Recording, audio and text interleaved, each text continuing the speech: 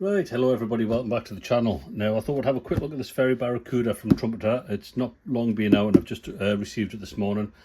But I want to compare it with my other Fairey Fulmar that I built, was it last year or about 18 months ago? Just to see how Trumpeter have come on, whether they've made an improvement on the model. But before I do that, I just want to have a quick, basically just put the question out there.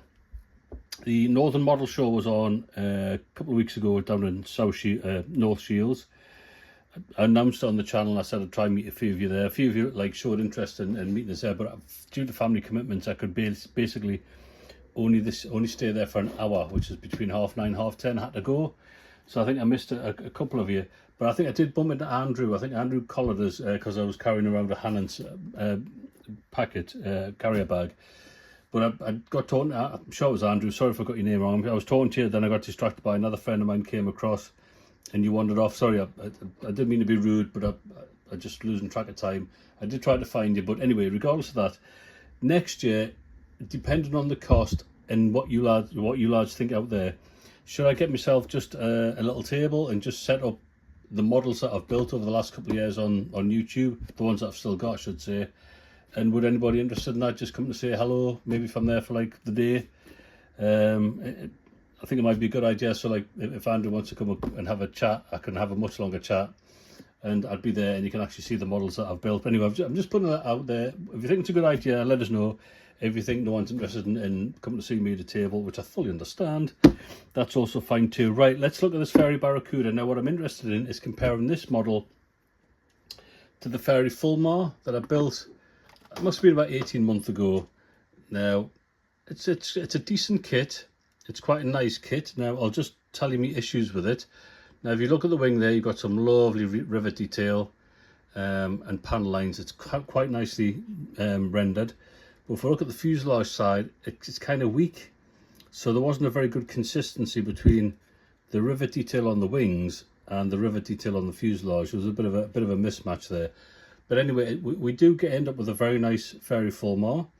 There was a couple of issues. The interior was a little bit sparse.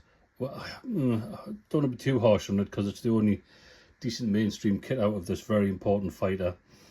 The etched brass seat belts and harnesses were excellent.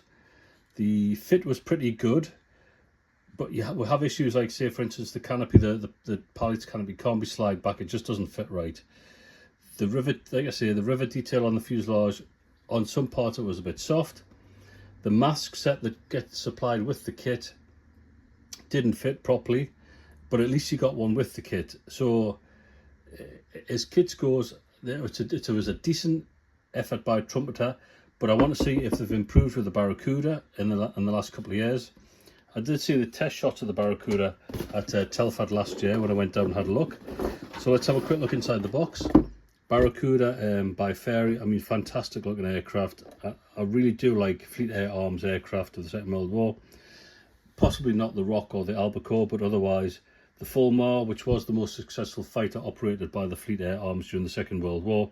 More successful than the Seafire, the Sea Hurricane, even the Wildcat, the Martlet, the Hellcat, and even the Corsair. A number of kills. A lot of reasons why that was a very successful aircraft. The Barracuda, again, a reasonably successful aircraft, but was later superseded by the Avenger in the Pacific. It didn't work particularly well, or as well as the Avenger in the Pacific. Had a few issues, but it was a very substantial aircraft. Carries torpedoes, I'm sure it carries rockets, bombs, all sorts of things. Right, let's see what it's like inside. Now, I usually don't do reviews because there's a lot of people do reviews much better on the internet than I do. But I just want to have a comparison between this one and the Fulmar to see if we think Trumpeter's improved. Okay, we'll get a bit of a call sheet there at the front, advertising their stuff. Right, I'll just have a quick look inside. I haven't looked inside it yet, so we'll have a quick look at the instructions and we'll go through that and see what options we've got. So it's a typical sort of Trumpeter Hobby Boss sort of layout, and we have coloured callouts as well, so we'll have a quick look at them. So you get various different manufacturers on the top there, so it's a reasonable description of what you need to paint. Well, the demarcation lines aren't particularly very strong on the drones, but hey ho, I'm sure we can work through it. But I think it's a real funky looking aircraft. So we've got HMS Formidable, August 1944, so that would have been probably in home waters. possibly used to attack turbits as well. HMS Illustrious, April 44, so I'm guessing that's in the Pacific, judging by the Indian Ocean judging by the markings on the aircraft. And again, we've got HMS Victorious, May 44, again probably used in the turbot attack at roughly around about that time. We'll probably go with this one because it's got some quite nice interesting artwork on the markings. So that looks pretty good. We'll have a quick flick through the instructions. Like I said, I'm going to be quite as brief as I can. Don't want to go on too long. But as you can see, we've got some nice edge brass for the cockpit. They were really well done on the Fulmar, so I'm expecting to be very similar on this model. Quite a nicely detailed cockpit for the pilot. I think this is a 3-seater as well, like a lot of Fleet Air Arms aircraft. So we've got observer or radio operator or navigator. Again, we've got lots of transfers around instrument panels. We've got call outs for the green, for interior green. Again, we've got windows that go in the side. Like I said, it's quite a curious looking aircraft. Okay, well, we've also got, I assume we've got masks with this, so it tells you to put masks on. So that must be supplied with a kit similar to the Fulmar. Again, all goes together nicely. Again, a glass observation window, 2 intakes for the monster engine. Nice rudder. Now, look at this. So we have the canopy. Obviously comes in separate items as well. But I suspect I'm probably going to go with the full one because they might look just a bit chunky and a bit out of scale. But we do have masks supplied with it by the look of it. Quite a lot. Hopefully they'll be properly cut, unlike the Fulmar. So that would be an improvement from Trumpeter. Again, we've got the folded wing option, which I'm going to go for the folded wing option, which I quite like, especially for shelf space as well.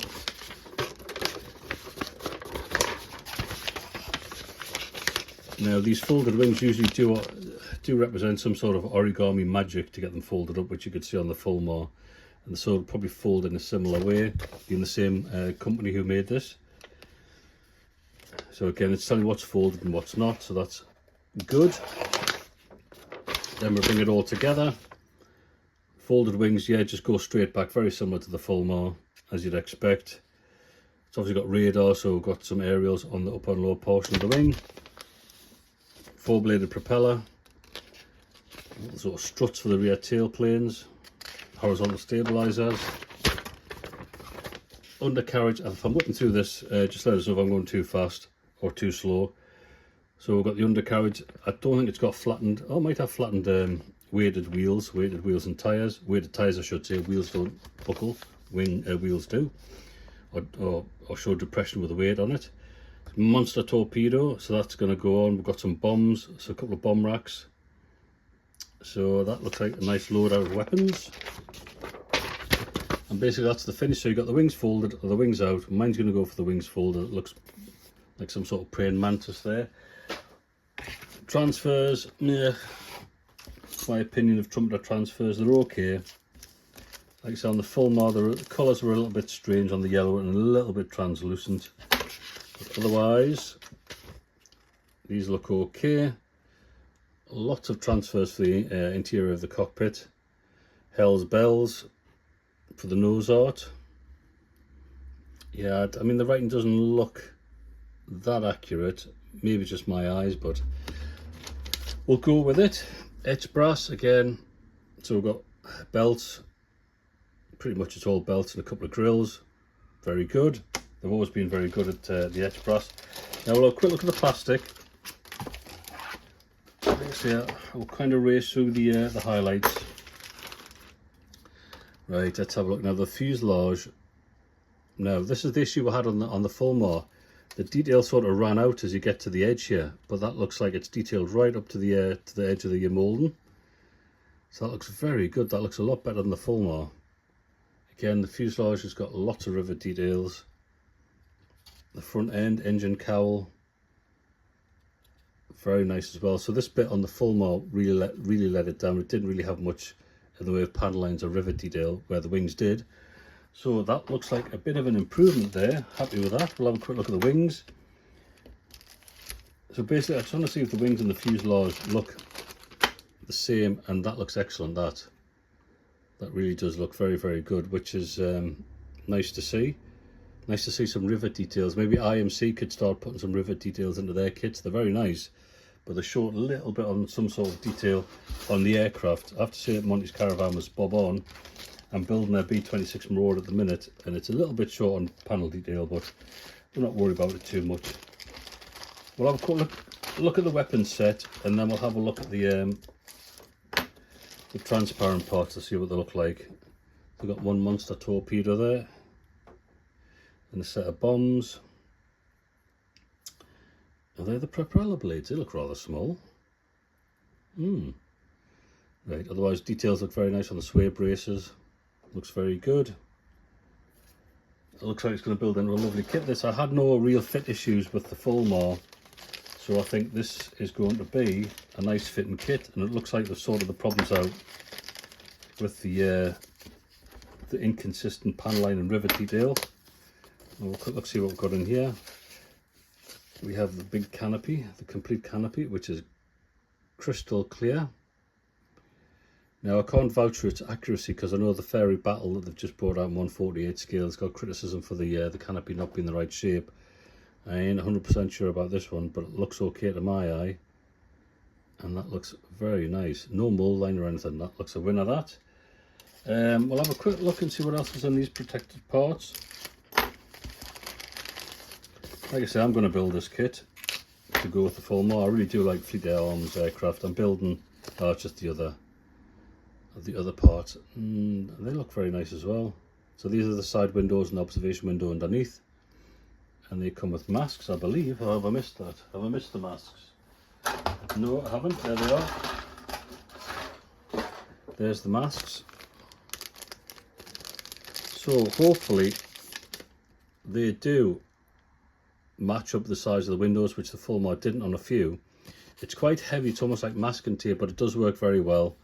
So that is a very, very nice tick in the box. So it looks like a complete winner, this one at the minute, of a very unusual aircraft, which doesn't get boxed very often, which is a shame, because it is an